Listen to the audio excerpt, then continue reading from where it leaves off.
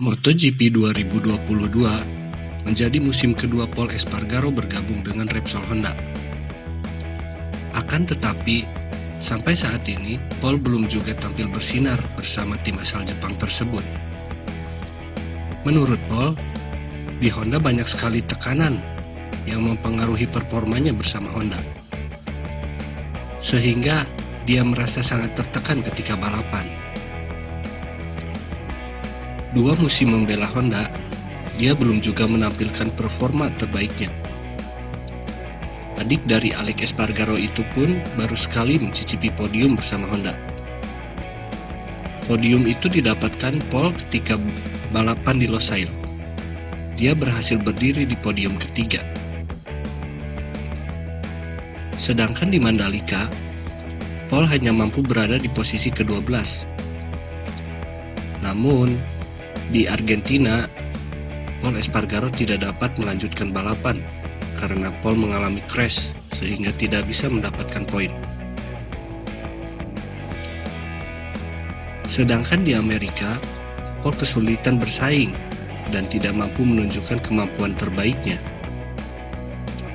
Pembalap berusia 30 tahun itu pun hanya finish di posisi ke-13 dan membuatnya berada di peringkat ke-11 klasemen dengan perolehan 23 poin. Espargaro pun mengakui mendapatkan banyak tekanan di Repsol Honda saat ini. Ia menjelaskan ada 2 tekanan yang didapatkannya.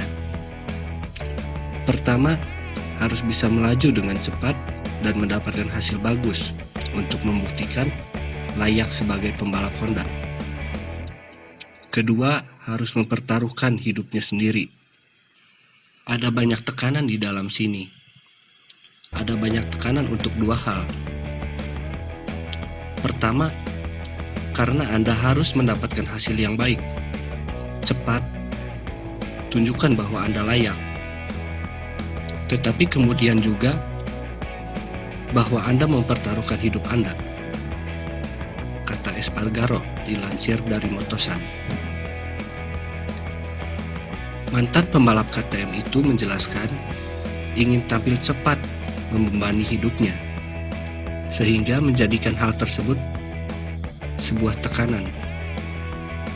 Meski begitu, Espargaro mengakui setiap pekerjaan memiliki tekanan tersendiri. Jadi, Anda memiliki tekanan karena ingin cepat, dan karena itu tidak membebani hidup Anda untuk menjadi cepat. Memang tidak mudah, tetapi setiap olahraga dan profesi memiliki hal tersendiri, imbuh Pol.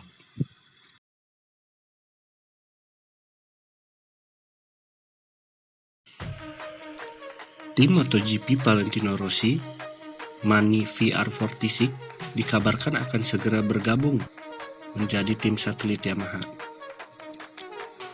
Hal itu disampaikan langsung oleh pengamat MotoGP, Carlo Pennant.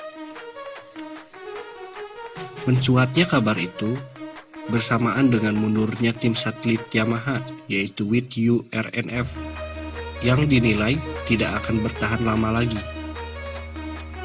Performa With You RNF terbilang buruk di MotoGP 2022. Terlebih kedua pembalap mereka, yakni Andrea Dovizioso dan Darryn Binder, gagal bersaing dengan pembalap lainnya saat ini. Binder menempati posisi ke-19 di klasemen MotoGP dengan 6 poin. Sementara Dovizioso menempati posisi ke-21 dengan 3 poin dari 4 balapan awal MotoGP 2022.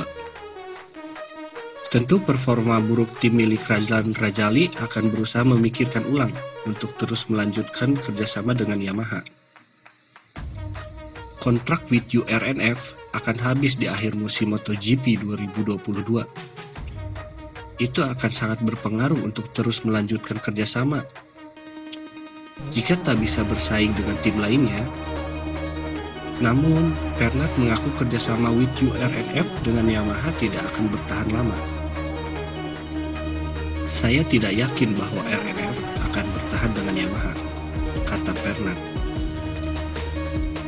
Pria 73 tahun itu menilai Mani VR46 berpeluang untuk menjadi tim satelit Yamaha. Terlebih, Valentino Rossi dan Yamaha memiliki hubungan baik dan berpeluang menjalin kerjasama. Semuanya membuat saya berpikir bahwa Yamaha dan Valentino Rossi bisa menjalin kerjasama lagi dengan tim Mani VR46, ucapnya.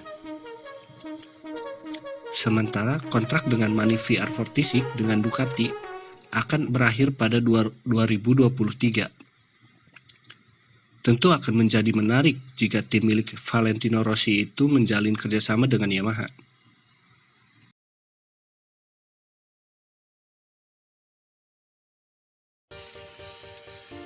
Posisi ke-6 yang diraih Marc Marquez pada balapan seri keempat MotoGP Amerika menimbulkan perasaan yang campur aduk.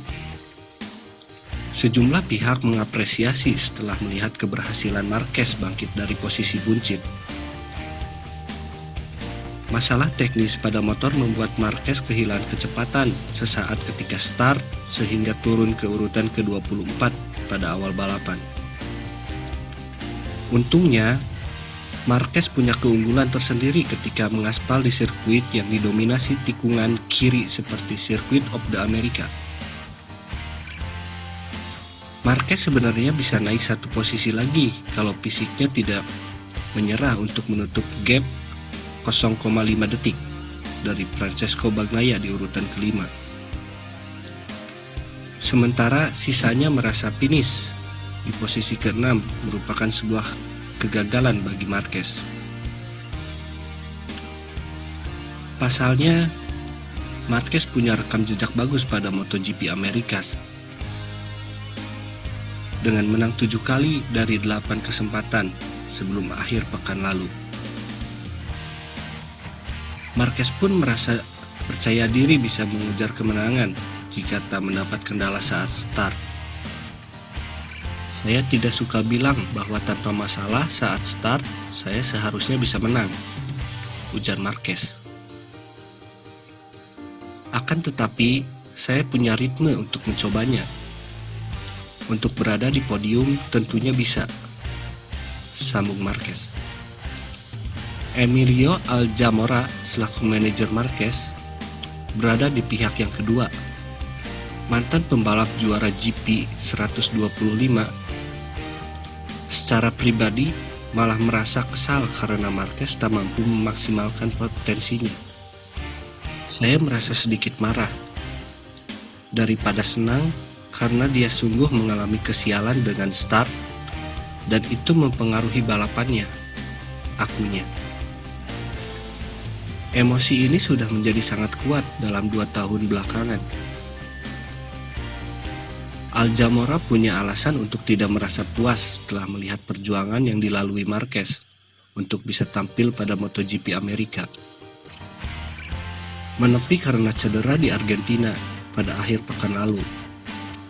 Setelah kecelakaan buruk di Mandalika, dengan kunjungan ke dokter 3 hari sebelum datang ke sini, berlatih dengan CBR di Alcaraz, hampir tidak tidur saat tiba di sirkuit, ungkap Alzamora. Buat saya sebagai seorang profesional, sungguh menakjubkan bisa bekerja dengan seseorang seperti Marc Marquez. Tidak ada kata-kata yang bisa menjelaskan dirinya. Saya selalu bilang, olahragawan harus mengejar keberuntungan. Tetapi keberuntungan itu belum tiba. Itu dikarenakan masalah teknis saat start yang mempersulit balapannya. Setelah perjuangan luar biasa yang dilakukannya untuk tiba di sini, Marquez harus bisa memaksimalkan kesempatan yang ada untuk memangkas jarak 40 poin dengan pemuncak klasemen sementara, Enea Bastianini, pembalap dari Gresini Racing.